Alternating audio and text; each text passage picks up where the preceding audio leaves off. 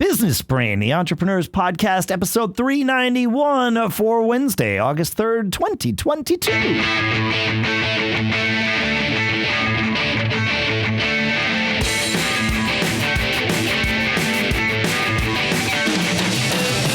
Greetings, folks, and welcome back to Business Brain here at businessbrain.show. We are the Entrepreneurs Podcast, and here in Durham, New Hampshire, I'm Dave Hamilton. In Lafayette, California, that's where it is. I'm Shannon Jean. And we have a new sponsor today, Business Capital Providers, which specializes in funding for small and medium-sized businesses. You can visit them at bcproviders.com/SBS. We'll talk more in depth about them a little bit later in the show, but good to have them on board. Yeah, sure. Yeah. That's great. I'm excited about today. We're going to do an interview, aren't we? We are. Our first interview since changing the name of the show to Business Brain. And man, I just want to get right to it. There's not a whole lot to say. It's fascinating, and there's some real great takeaways from this. I call them T-shirt comments, something that's powerful that you could put on a T-shirt that would resonate with everybody. And there's definitely a few of them in here. Really interesting, and a lot about the business of podcasting, but really more about using your business brain to pivot and to come up with new concepts, expand what you're doing and scale it. There's some really good lessons here. Yeah, no, our guest is Gary Arndt from the Everything Everywhere podcast. And he had to create a podcast because his travel related business just died 2+ years ago, which no one will find as any surprise at this point. Yeah, sure. So, yeah, if you're ready to get to it, Shannon, I'm ready to get to it, man. Yeah, let's do it, man. All right. I'm really looking forward to it. Here we go. Small businessing with our business brains and Gary Arndt from Everything Everywhere. All right. So, COVID-19 lockdowns are something that impacted most business owners, creating headaches for some, creating opportunities for others. Our guest today, Gary Arndt, the host of the Everything Everywhere podcast, falls into both of these categories. Gary, thank you so much for coming on the show and joining us today. Thanks for having me. Absolutely. So I kind of want to jump. We'll jump around in time here, but let's talk about how you found yourself deciding to become a podcaster. Tell us a little bit about what you've done previously, although we'll probably dig more into that. And then what made you decide that a podcast was the right thing when you decided to do it? So for the purposes of this show, 2007, I sold my home, thought I'd travel around the world for a year. That year turned out to be the better, over a decade. Visited over 200 countries and territories, became a very accomplished travel photographer. I was named Travel Photographer of the Year 3 times in North America. Had a very popular travel website, very large following on social media.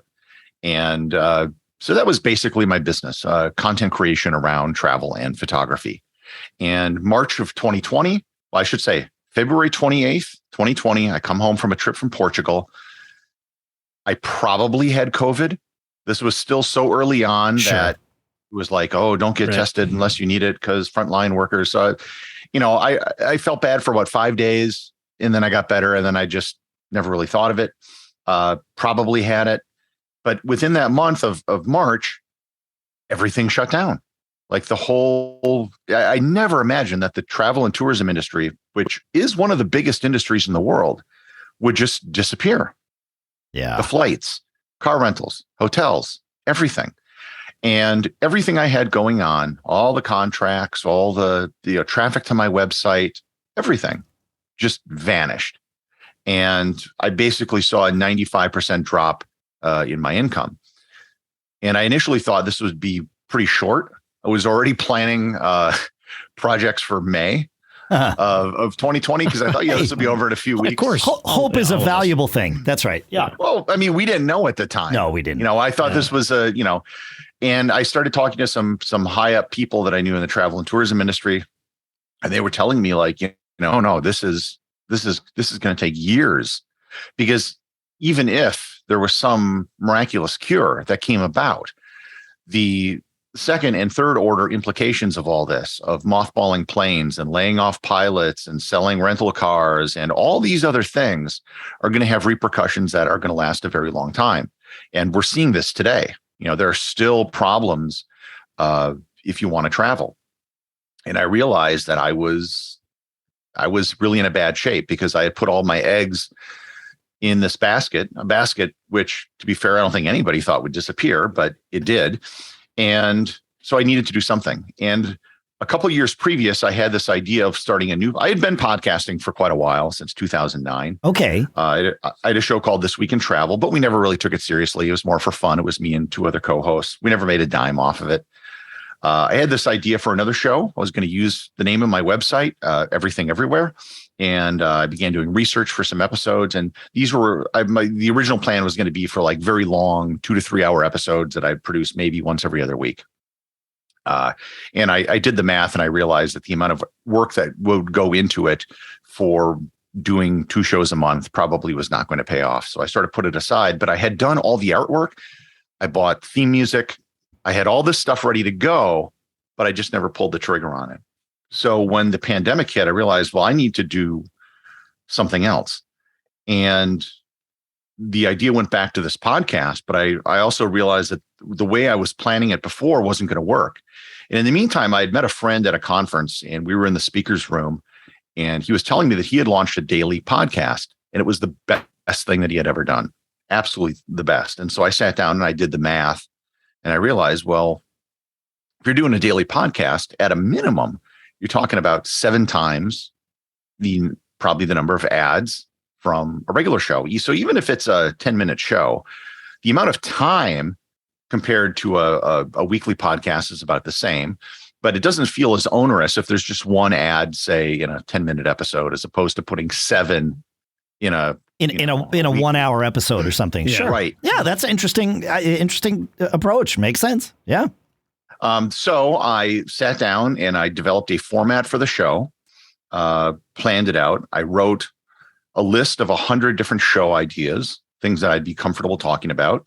And on July 1st, 2020, I started the show. Wow. And I've been doing it, with the exception of 1 week where I moved in September of 2020. I've put out a show every single day. Wow. That's awesome. Okay. So go ahead, Shannon. Yeah. Well, you mentioned, before we get on to some of the other questions, Dave, you've talked about significant followers and, people that you had connected with your travel and photography business. Did that, I would assume, well, I don't want to assume, but thinking that allowed you to pivot faster into the podcast business with those folks that stuck with you, or is it a totally different audience? It's a totally different audience and a totally different mindset. So one of the things, the reason I didn't start a travel podcast is, 1, it was in the middle of a pandemic. No one cared about travel. But 2, I also discovered kind of the hard way that people only care about travel when they're about to go on a trip. You don't follow travel in the same way that you follow sports or politics or technology or things like that. There's always something new going on in these areas. Celebrity gossip, music, whatever. There's new stuff. Nothing new is happening in travel, really. It's just new to you if you're caring about a new place to go. Yeah, I mean, there's a new hotel that opens in New York. So what? Sure. If you go to New York, there are hundreds of hotels. Given the number of times a person may visit, they may stay at the same hotel if they enjoyed the experience. And, it doesn't matter to most people. The Colosseum in Rome, still there. It's going to be there next year. It's going to be there the year after that. Yeah. They're not building any more Roman ruins. Occasionally, at least not intentionally. Yeah. Right. Or a cruise ship might open, but people aren't following it, right? Yeah. There is a small community of people. The most passionate people, quite frankly, are more involved in like travel hacking and credit cards and that never interests me. I was traveling to learn about stuff and to see things and to explore. That's why I was traveling. So the podcast, and I should add, the podcast is named Everything Everywhere, and that is literally the topic. Literally everything, which I violated every rule of podcasting where everyone says, you should niche down and have a very defined niche. I'm like, no, I just want to, every episode is something completely different. It's the Forrest Gump approach. It's like a box of chocolates. You never know what you're going to get every day. I mean, but in that not niche, you've actually created your niche, right? You have this 10-minute show about something something historical that you are going to make interesting in 10 minutes or less. or so, Right. I should say. Yeah. The tagline for the show is simply learn something new every day. And it's more often than not about something you didn't even know that you didn't know. It could be geography. I've done shows on math and science, and it usually does take a historical event where I explain how this thing came to be. Sure. Because a lot of times, if you think back to your math and science, they never explained why you should be paying attention. I have a degree in math, and at no point did anyone in a calculus class ever tell me what calculus was. There was never a first day where they said, this is the point of calculus. And I had to figure that out later. And then it kind of made sense in hindsight. But they just started, okay, this is the function, blah, blah, and they just jump right into it. And there are like conceptual, you don't need to understand how to solve a lot of these equations to understand, say, what calculus is or what it's trying to do. Right. Or to understand, and so that's kind of the goal of the show. Yeah. To make bits of history that maybe people have heard about, but they don't really know what it is. They came across it in history and they forgot about it since then. It's something that, the Peace of Westphalia, that's a term that people may have come across, but they don't really know what it is. Sure. And it turns out, so I don't talk about current events on the show, but I will often talk about things that have to do with current events. And I let people put the two things together. So like the Peace of Westphalia, I did an example of that. Ended a really horrible war in Europe that most people have forgotten about, but it created this notion today of the nation state. And we have borders, and within those borders, countries can pretty much do whatever they want, for better or for worse. And crossing those borders is a bad thing. And that's kind of why we have all these multinational organizations and such. But it all stems from this treaty that was signed, centuries ago. Yeah. And so this is interesting to me because you took and to sort of frame this for our listeners, you had an idea for a podcast. And I'm going to even zoom out further. You had an idea for a different business that you could launch, a different thing to add to use our terms, your revenue stack. And you sort of walked through it a little bit and realized, this doesn't make sense for me. And you kind of put it on ice.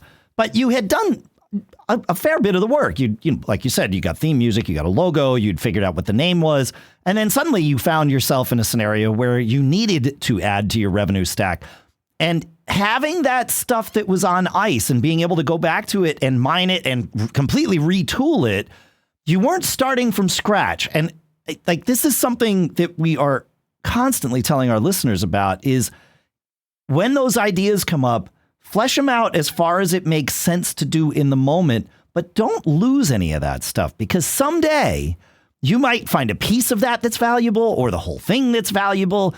Things evolve. We have ideas that are ahead of their time. You had an idea that was both ahead of its time and also not quite in the way that you needed it until you found the way that you needed it and you found the time that you had to do it. So, yeah. Absolutely. And I jot stuff down all the time. Yeah. And even within what I'm doing now, there's a lot of plans I have going forward.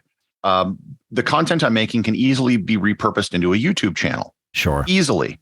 And there's many YouTube channels that are very successful, basically doing the same type of content that I'm doing. I already have the scripts written. I already have the audio done. Maybe I re-record the audio, but that's actually pretty trivial. I just need someone to help me do, put together B-roll footage. Whatever the video element of it would be. Sure. But at some point, once the show grows enough, I'll be able to do that. I could repurpose the scripts as ebooks and put them on like the Kindle store. Yeah. Sell it very cheap. I could do it by theme. I could do it by the month that they were put out. I was going to say, if people still bought coffee table books, your scripts would make a perfect little coffee table book because you could just read one a day and enjoy. Yeah. Or I could even create a calendar that has like a fact a day on it.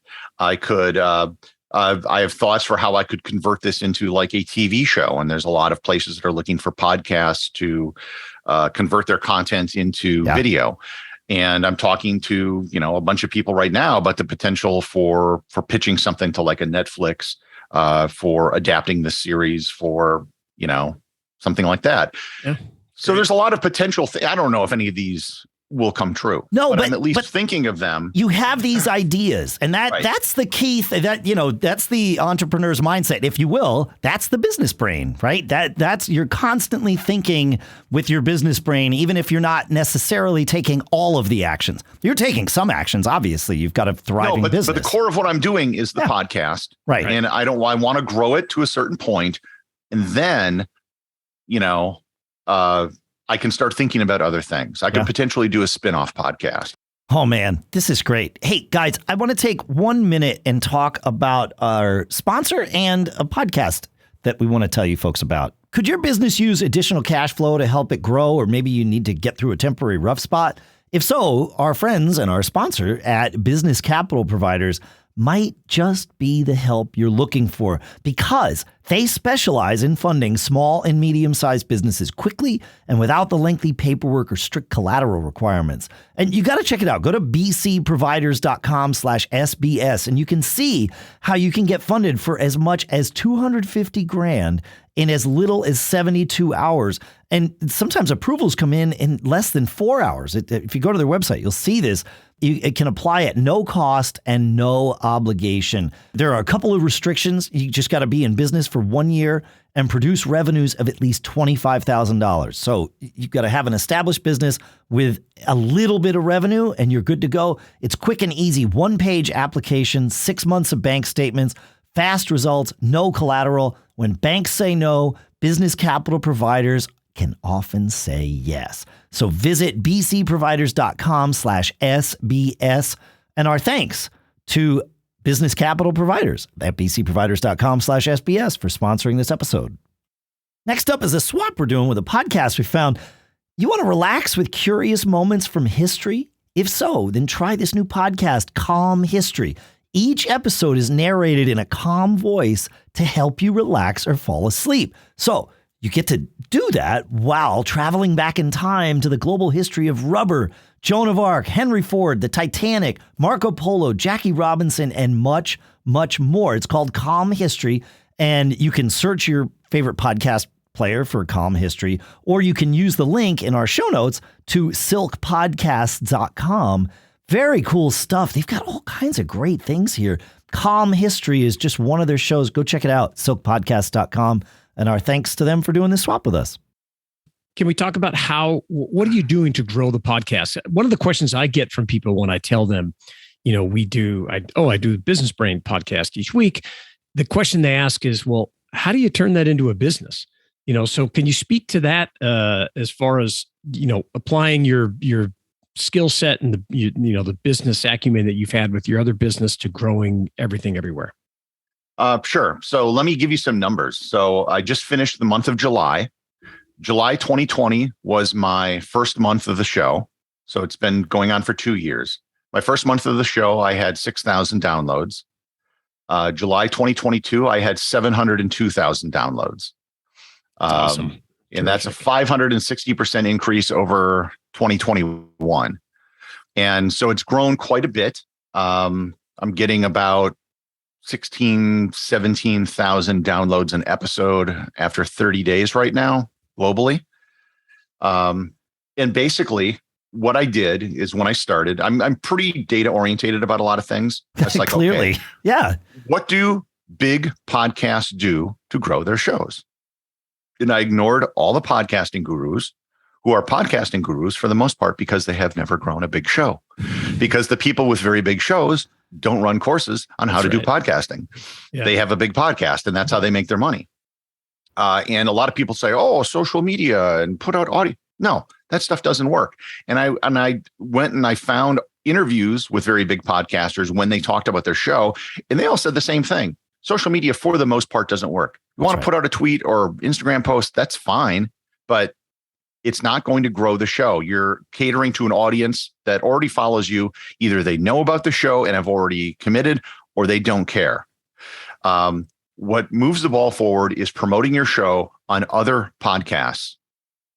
I know that you invited me on your show. I said yes. Why? Because I know 100% of the people listening to this show listen to podcasts by definition. By definition. So that's right. Yeah. Yep. So being a guest is one way to do it. But the biggest way has been buying advertisements on podcast apps and doing feed drops on other shows. And the way I tell people is that a lot of people, they desire their podcast to be a business, and then they host on Anchor. Yeah. It's like, Yeah. Right. you are unwilling to spend $5 a month to host your podcast, and you are hoping for success. And this is like setting up a restaurant in a tent on a abandoned piece of land because you don't want to pay for rent, and then hoping your restaurant's going to be successful. No one wants to go there, right? You want to look. And so it's just like any other business. You have to spend money in marketing and promotion. No different than anything else. But you have to spend money in the right places. And no, you're 100% right that promoting on other shows is far and away the place we have the most success as well as in terms of growing the audience. Yeah. Some people may not care, but some people say, "Oh, I'll check that out." At the very least, you're promoting to people who are going to listen to a podcast because they are literally listening to a podcast. And I've just purchased my biggest ad buy ever. It'll be running starting in a few weeks on player.fm. That was a $5,000 ad buy. I bought their top tier. And if you look at who's advertising on that, it's big network. And then it's going to be dude sitting in his basement doing a daily history podcast. It's perfect. And most of these are like business shows. And I know you guys run a business show, but there's a lot of business shows. There are. Oh boy. Yeah. So the other thing I found is when I run ads like on Overcast or Podcast Addict, they usually tell you, here's the range you'll usually get for new subscribers. Sure. I am always over that range. Really? Always. Oh, that's good to hear. Oh. And I think it's because of the uniqueness of the show. A couple things I didn't know when I started is that because it is a short show, people tend to listen to shorter podcasts first.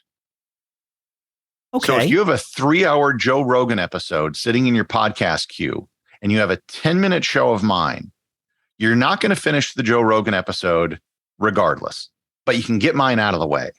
Yeah. So you listen to, so that's what I find myself doing. There's a couple daily shows. I always get those out of the way. And then I leave the longer shows kind of for last. Yeah. The other thing I didn't anticipate. So one decision I made is that I was going to keep it clean. I don't use any language. And that's simply because I've seen other podcasts that I listen to where it is explicit. And I see where they lose listeners in the comments and in reviews. So I'm like, okay, well, let's just remove that as an issue. Yeah, there's no reason to have it unless there's this very specific reason for your show to have it. That's right. Right. Yep.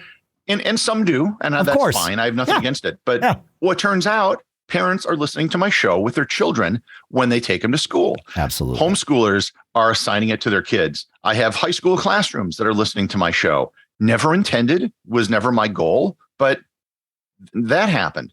The other thing, I did an analysis of what were the reason for 1-star reviews for a lot of podcasts. So I went through and I just looked for 1-star reviews. And there were two things that always stood out. One was too many ads. Okay. And the second was inserting politics when it wasn't necessary. If you have a political show, go nuts. That's why people are there. Right. But if you're doing a tech show and you're like, and this iPhone doesn't work, just like the president, right, sure, you're achieving nothing, right? It gets you no. I mean, you know, because this is how we met, that I run a company that manages sponsorships for podcasts, and the ones that are successful are the ones that know that, stay in their lane in those regards, right? Not adding politics for no good reason, not adding salty language for no good reason, not adding religion for no good reason, those sorts of things, staying on topic are that's the thing that brings everybody together. It doesn't matter what their beliefs are outside of it. The point is, that whatever that topic realm is. Now, yours, of course, you have no one specific But topic, and that's my beautiful. goal is for a listener to meet me one day and say, Gary, I have no idea what your politics are. Oh, and I'd just be like, thank that's you. Awesome. I get that. I actually get the opposite. That was my goal. Now people, when I meet them, tell me that they appreciate meeting someone whose politics match their own. And people of every political persuasion say that exact phrase to me. Yep. They think we agree because we agree on the things I talk about. That's it. So yep, it's great. I have no reason to dispel that myth for them. I avoid political conversations with people for the most part, but otherwise it's fine. Okay. So, go ahead. I do want to take us in another direction. I was going to say, I've not gotten the worst reviews I've gotten are like 3-star reviews, and the reviews tend to be in the matter of like, this podcast is not perfect. Sure. And I was like, okay. Could have told you that. No, for the most part, the reviews aren't just like, oh, this is a very good podcast, you were listening. The reviews are like, this is the best podcast ever. That's great. Like really gushing, like, over the top type reviews that I never would have expected. And I think it's because I acknowledge people's time. I keep the show very tight, and it's something you can get take away from every single day. So I love this idea of learning by mining 1-star reviews of other shows. This is and going in with truly an open mind, being that sponge, and just whatever lessons are there, those are the lessons you're going to learn. You didn't have any preconceived notions about what you were looking for other than what is in the 1-star reviews. I love it. This is not, even the travel thing, though, is not your first business. On your website, you talk about how you got bit by the travel bug sort of as a result of, or as the fallout of selling a business that you had in the late 90s. Can you tell us a little bit about the process of what that business sale looked like and how the travel kind of fell into it after that? So I had a very early internet company in the 90s. Okay. We made database-driven web applications back when everyone was still doing static HTML. Yeah. Are you familiar with a product called Cold Fusion? Of course. Yes. I'm a nerd. Okay. So yes. Yeah. Yes. So my college roommate built it, and JJ Allaire, and I was living with him when he was building it. And as he was building the app in the company, this is very early on, people were coming to him saying, well, I would like my company's website to use this Cold Fusion and to have a database connected.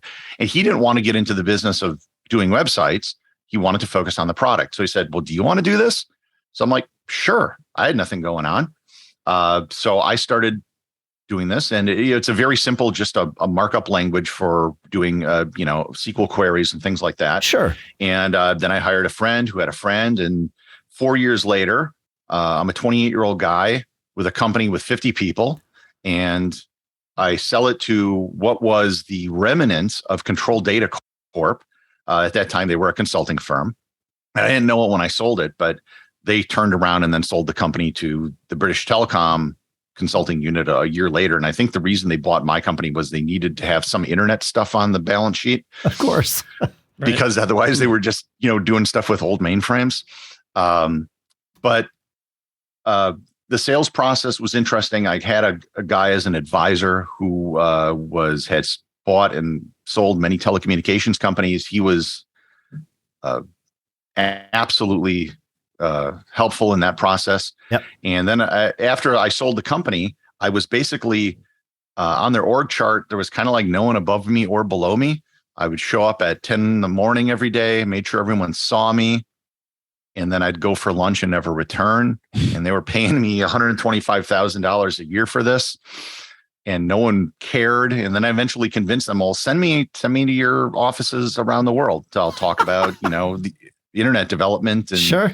How they can, remember, this is the 90s, really early on. Yeah. And so before the first bubble burst. That's right. Yeah. Yes. And, all this stuff is, it's trivial today. Everything has a database, WordPress, and it's not a big deal. But this was even before Apache. This was before Yeah. MySQL, all these free type things before PHP. Right. So it was still a different universe. No, So Cold Fusion was an amazing thing at the time. I mean, it's exactly. Yeah. Yeah. So they sent me to Tokyo, Taipei, Singapore, Frankfurt, Brussels, Paris, and London. It was a 3-week trip. First time I'd ever really been anywhere, circumnavigated the globe. And that kind of got me started on travel. And I even started a website for the people in the company. And I had this very early digital camera that I took pictures of different things with. And that's kind of how it started. Amazing. Okay. Yeah. Well, that paints a picture of not only how the travel started, but also more of what we call here your talent stack that sort of informs how you got to this point today. You know, building websites is relatively trivial for you. And that's been helpful for you, in the travel blog and the travel stuff. And then of course with the podcast as well. So yeah, that's good. That's good. I think it was more a mindset about thinking in terms of business. It's the business brain, man. Well, there are some people like when everything went to hell for me, my first reaction wasn't, boy, I need to get a job. In fact, that is an impulse that I've never had in my life. Other than that 1-year period where I was on the payroll and didn't do anything, that's the only real job I had, and I wouldn't really ever consider that a job. Sure. That's a contractual obligation. That's a fallout from the contract, from the sale of the business. Yeah, that's very different. Yeah. So the thing you're always thinking of is, well, how can I, what do I do? Not who will hire me. And I think I would make a horrible employee, to be honest. Patently unemployable. We call ourselves patently unemployable. You're welcome to use that term. Yeah. But the other great thing about the podcast is that people will ask me like, well, why are you doing that? It's because it scales. And this is the tough thing that so I ended up actually going back to Wisconsin where my family was, because I knew this would be a process. You're not going to have a successful podcast overnight. So it's been 2 years of doing the show, and I'm just now getting to the point where it's becoming successful. I'm getting the attention of larger companies within the industry. And but it was 2 years of kind of doing nothing, and whatever income I made, I was just plowing it back in terms of promotion. Yeah. Most people are not going to have 2 years where they're going to be able to work on something without any reward from it, but I am happily willing, my first business in the 90s, I bootstrapped it. I never received a dime in funding, never took out a loan, and I funded it through my own poverty. And I'm happy doing that. I am happy living on next to nothing, because I know, okay, it's my revenue path will be 0, 0, 0, $250,000, $500,000. And you amortize that over the course of it. And then suddenly it starts to make sense. You just have to suffer through a couple years of building the business. And I'm now kind of in that inflection point where the show is growing, the word is spreading, interest. And the other weird thing about podcasting is that until you get like 10,000 downloads an episode, no one really cares. Right. That's right. Yeah. You have 9,000 people listening, might as well be 0. And then suddenly you hit 10,000. Oh, everyone, and there aren't a lot of shows that have 10,000 downloads an episode. No. And so it's this weird environment where suddenly you hit that point and everyone, no one wanted to take a chance with you at 9,000, which they probably should if they're smart. We take chances with shows at 5,000 all the time. Yeah. Because we know we can help them grow. Yeah. But yeah, so that's been kind of a weird experience, but there's nothing, I don't need to, other than maybe more promotion. The system I have in place now, I can reach 1,000 people as easily as 10,000 people, as easily as 100,000 people, or 1 million. Yes. It doesn't require a tenfold increase in expenses or to time. Have a tenfold increase in audience. Yeah. No. Yeah. Your same amount of time and a modest and trackable increase in maybe your bandwidth expenses, but that's it. You're done. Yeah. Yeah. And so that ability to scale was really important. And I talk to people about this, like you can get a good job, working, a very nice salary, but will you ever get a tenfold increase in your salary? No. Nope. Maybe if you're lucky, you could get a high executive position and double it. Right. Maybe. And that will take years, plus political maneuvering and whatever else goes on in the company. Well, you have to be employable. Right. So that counts us out. Yeah. So that's why I did it. And I also think that I'm in a unique position to do this sort of show.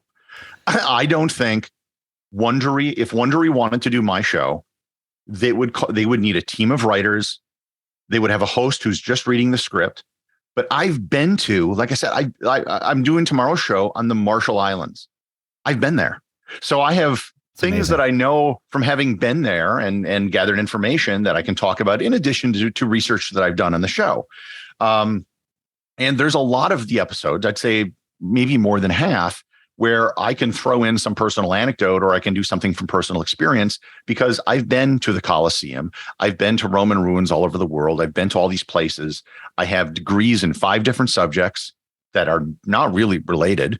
So I have this vast knowledge base to work off of. So you have as most people do, you have a unique talent stack that you've cultivated over the years, and you are absolutely using, if not all of it, certainly a good chunk of it to create this thing that would be very difficult for any other single person to create because they don't have what you have. And the smart part is using your business brain. You've identified all of this. So this is fantastic. So I'm curious though, the living in a COVID lockdown world was perfect for doing a daily podcast of 10-minute stuff. And like you said, prior to all of this, you had traveled and visited things. So you have this breadth of experience that you can tap into and pepper into the show. I'm sure you're going to want, if you haven't already, that you're going to want to start traveling again. So I'm curious. I know you've answered this question. How will you continue doing the daily show while you are out exploring the world? Have you completely fleshed that out yet? I'm not going to travel until travel gets better. Okay. Because it's still kind of a pain to travel. Absolutely. Right. And 2, the goal is to eventually hire some writers. Because right now, the biggest thing for me to put out a show is writing and research. That takes several hours. Recording the show is trivial. If you don't have any guests and it's just you and it's a script, it's easy. So once I can hire writers, then I think I can start traveling again, and it'll be different. I'll probably stay in one place for a longer period of time, maybe like a 2 to 3 month stint. That makes sense. And the other great thing is, so the one travel brand that actually stuck with me was the Tourist Office of Spain. And I actually did several episodes that they sponsored where the topic of the show was something about Spain. Could have been Salvador Dali. It could have been Queen Isabella, the Canary Islands, whatever. And I've talked to several travel brands that I still have contacts with about maybe doing a residency in Spain or in Barbados or in Estonia, where I just go and record the podcast there for a couple months and maybe do several episodes about people, places, or things pertaining to that country. A lot of people don't know the only time George Washington ever left the United States was to go to Barbados, which was a British colony at the time. And there's a lot of history there. So there's tons of things to talk about in these places. And the only difficulty is getting them to understand podcasting. They're really sort of behind the ball. But the numbers I'm getting at this point are big enough where I think it'll just overwhelm any concerns they have about marketing through podcasting. Sure. Yeah, I would agree with that. Makes sense. Yeah. Well, this has been intensely informative and enjoyable. I really appreciate you coming on the show, Gary. Is there anything else you want to share before we wrap up at least this interview, and maybe we'll do this again someday as your business evolves? If you're thinking about doing a podcast, I don't think it's a bad idea, but you need to have a definite plan before you start, and you need to put in the time. You're going to probably have to do it for 2 years, I'm guessing, before you really start to see things take off. You might get lucky beforehand, depending on your niche and depending on how you do it. And also, you have to have a willingness to spend money, I believe, to promote the show. People talk about the fact that there's a discoverability problem in podcasting. And I don't think it's true any more than there's a discoverability problem in movies or there's a discoverability problem in books. The last Avengers movie had a marketing budget of over $200 million for a movie that everyone knew was coming out and was the second half of a two-part, a series of films. Yet they spent $200 million to promote it. A podcast, like I said, all the big podcasts do this. They have a promotion budget, at least for when they launch. Yeah. And you need to think about that as well. And yeah, it's true. You can solve the discoverability problem with money. That's as they do in every other business. In fact, every piece of advice you just gave when you said, if you're starting a podcast, I would say if you're starting a business, all of that follows true. You got to, be willing to spend some money. You have to be willing to spend time, and it's going to take time. So, yeah. And don't be too rigid to your plan. Yeah. You're going to discover things along the way. Like I didn't know kids and parents were listening to my show. There are 9-year-olds out there who think I have their favorite podcast. And my show is not designed for 9-year-olds.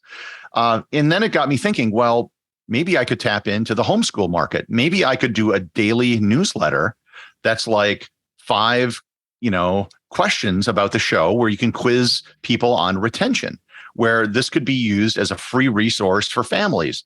I didn't think about that when the show first started. Right. And now I realize this is an opportunity that I might have.